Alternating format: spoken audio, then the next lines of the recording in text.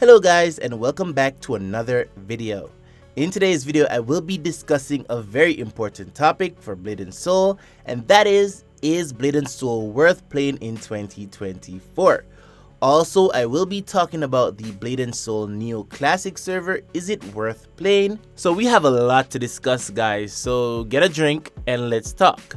So with the announcement of the Neo Classic servers, a lot of new players are coming into the live version of the game, which is the Blade & Soul live server. And that is the old server that is running from 2015, I believe, to now.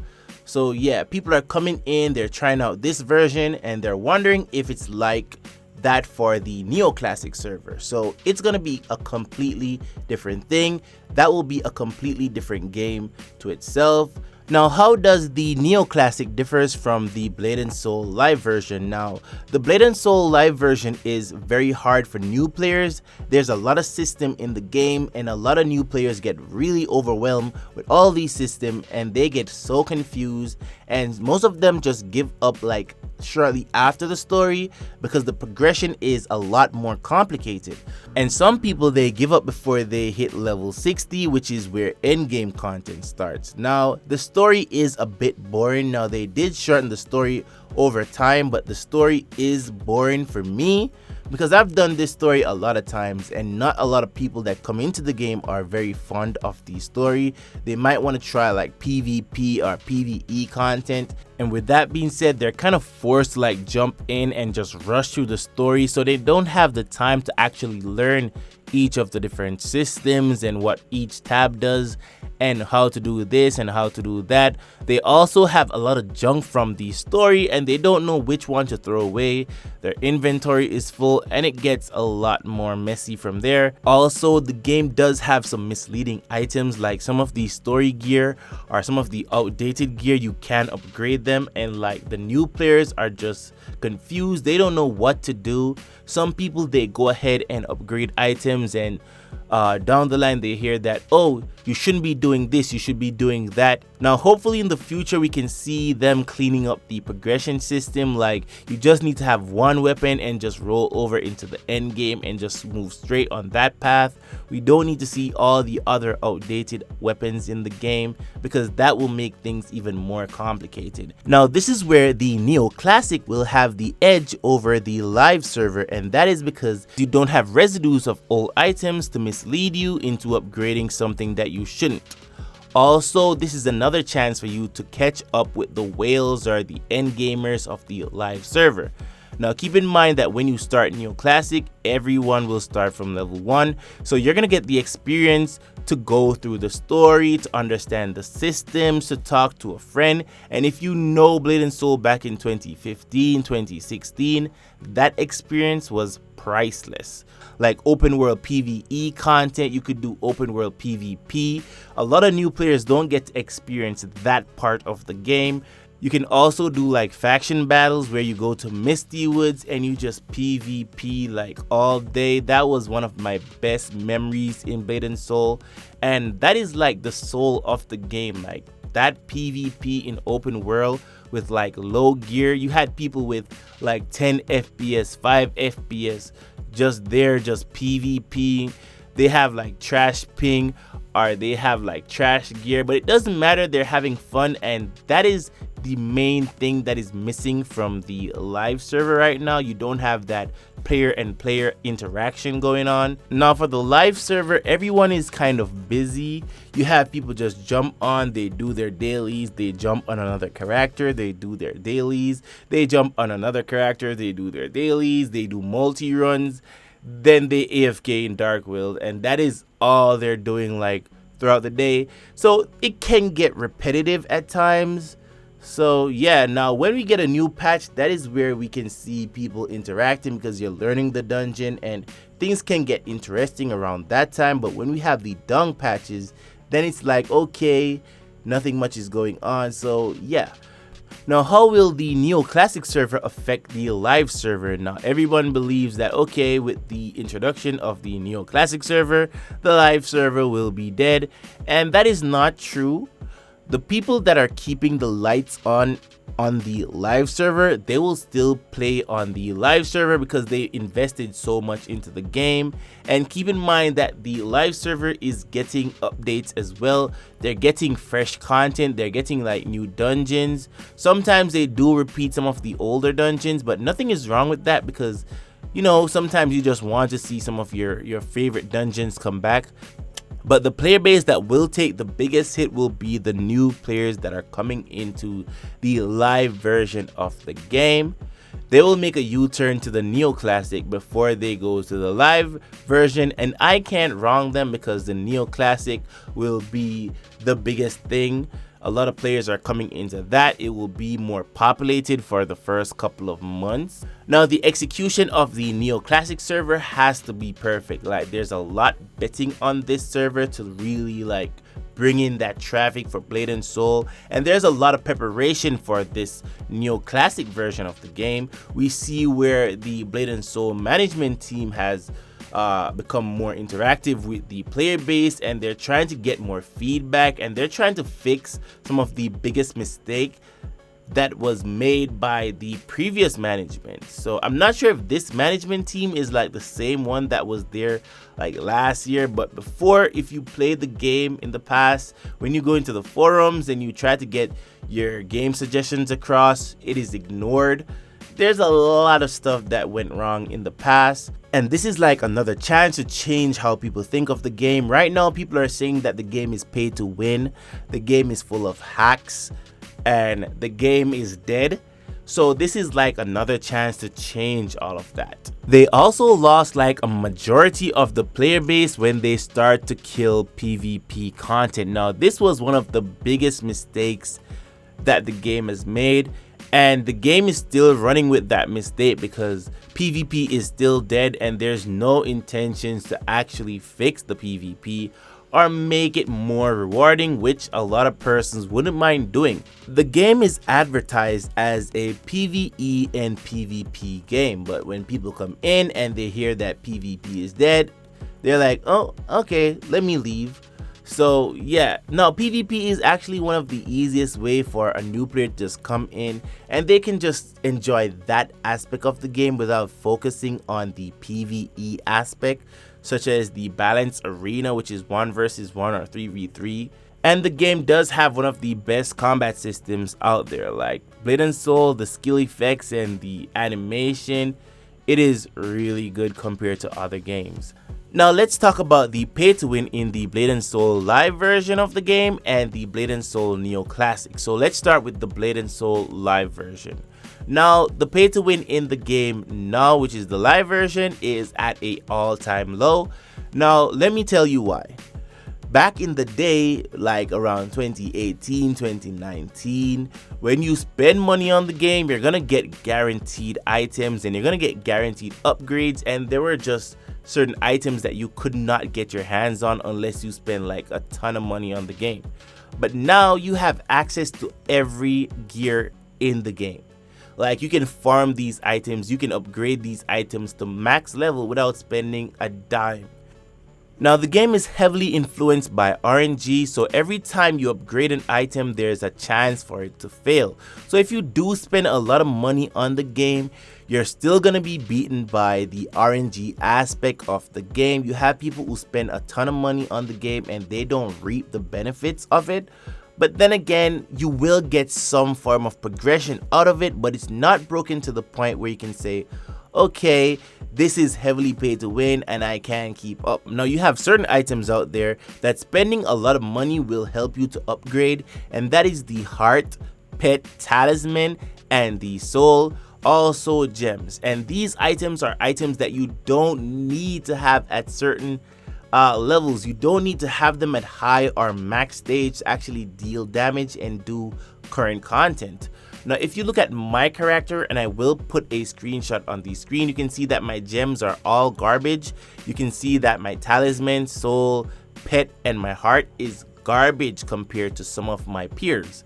And this hasn't affected my DPS to the point where I can't do endgame content.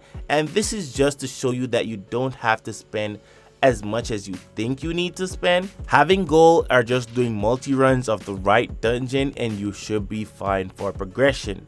Now keep in mind the game does not run on water. We do need to fund the game in some way, shape or form. So if the whales are spending money and they're seeing value in spending money, then we should be thankful for that because they're keeping the servers on, which is very important because the game is considered a free to play. If you want to pay to win, you will get a little extra, but then again, you can farm everything. It is just the time it takes you to get there, which is really not that long if you're doing the correct content for your gear level. Like most of the new players now, once they go into the end game gear and they start to really do some damage, they don't really attempt the high floors of the dungeon, so they're not getting the adequate amount of materials to do their upgrades. They're just doing the lower floors, and this is gonna affect how fast you progress in the game. Now hopefully with the neoclassic servers, they keep the pay to win mostly in the cosmetic side of things, because a lot of the new players are people who want to try the game. They heard that this game is heavily pay to win. So if they come in and they see like gear selling or anything that will give a spender advantage, which it's very debatable, but yeah, that will be a turn off.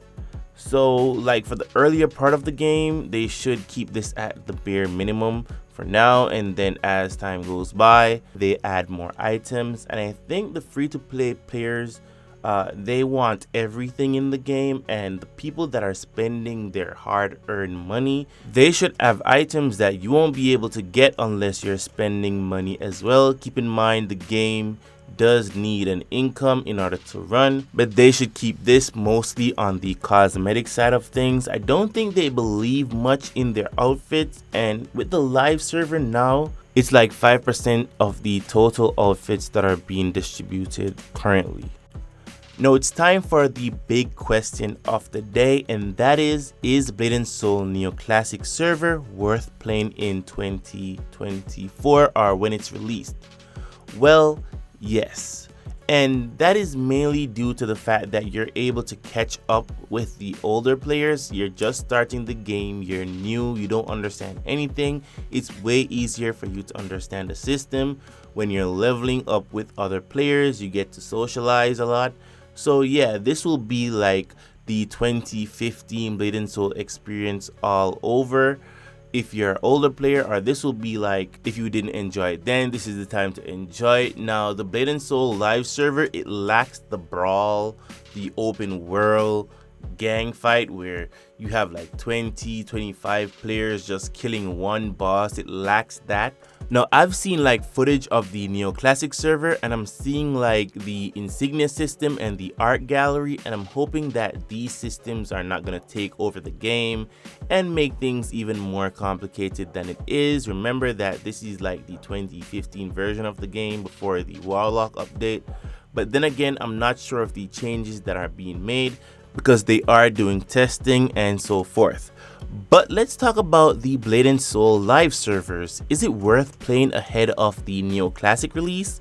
And the answer to that is no, not right now, but come next month, which is April 2024, there will be a big patch coming to Blade & Soul where you're gonna have a new dungeon, you're gonna have new weapon, new accessories.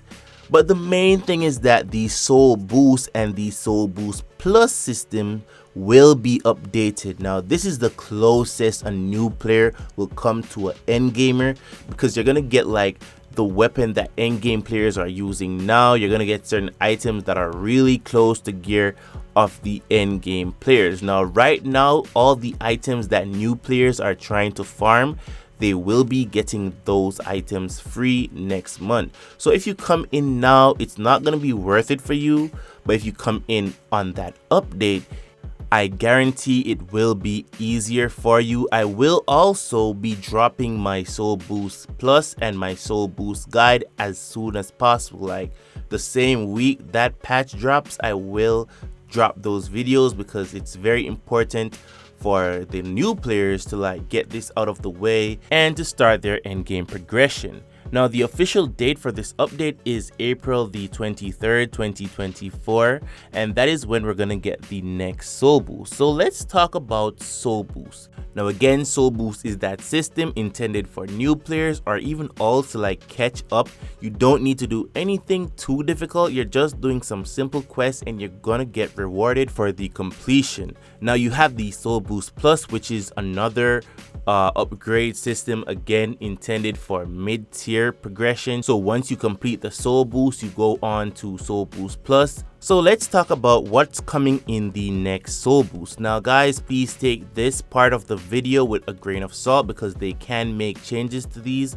So yeah, now most of the information, if not all, is coming from the Alice Korea Discord, so you can join that server to stay updated for yourself. Now the next Soul Boost will be giving you True Upsurge at the very beginning, and this is Soul Boost, not Soul Boost Plus. Now currently the Soul Boost Plus is giving you the True Upsurge weapon, and most of the new players, they have like Upsurge. So this is a big head start for these new players in the game currently and for future new players. So with the True Upsurge weapon, you will also get the True Post Soul Shields, and again this is in the current Soul Boost Plus, so this again is a big head start.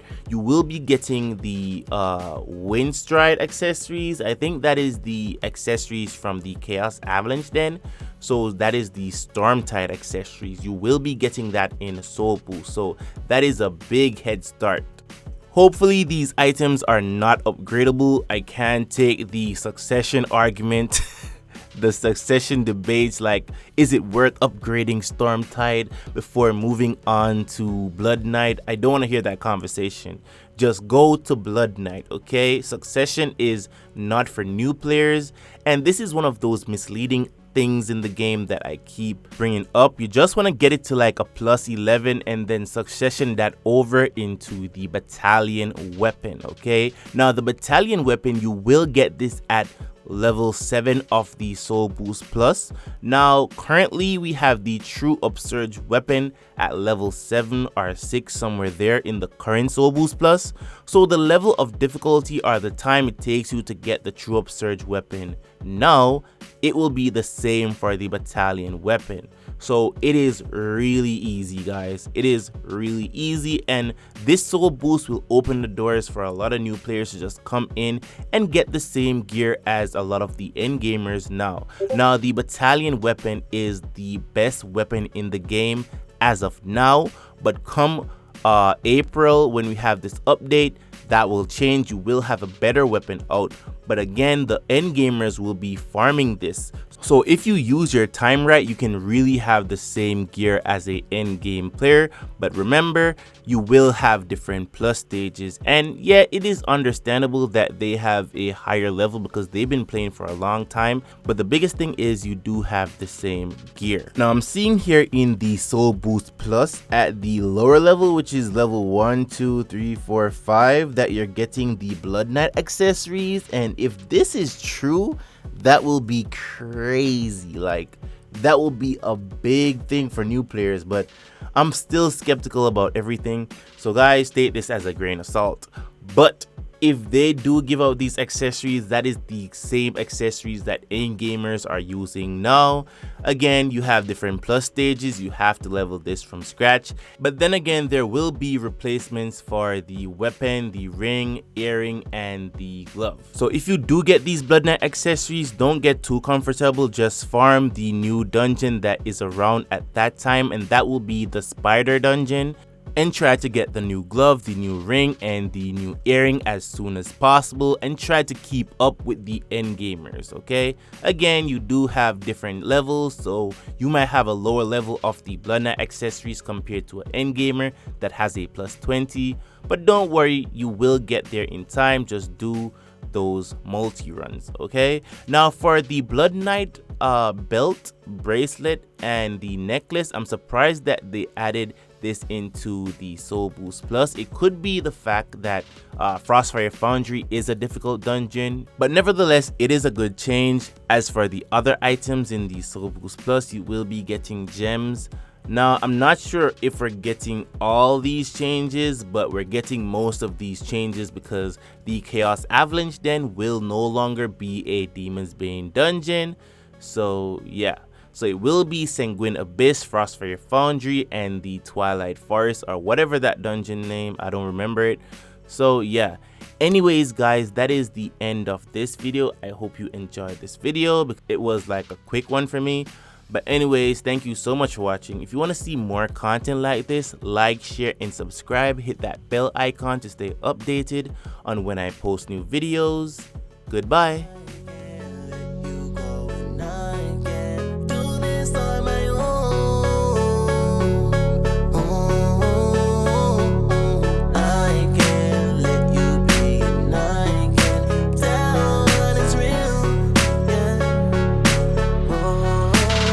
Tell me this last time, yo, why you tryna change my mind? Tell me I'm wasting my time, 2 truths, 1 lie. Know we get sad sometimes, but fucking make it true all the while. Don't forget the time when I'm me and you take on the world with a night hour. And a new love over fear, you know hear me no care. Baby, it's fair, once I just me and you. Yo, take off the lid, overflow to my heart, bleed love on its own like a gateway.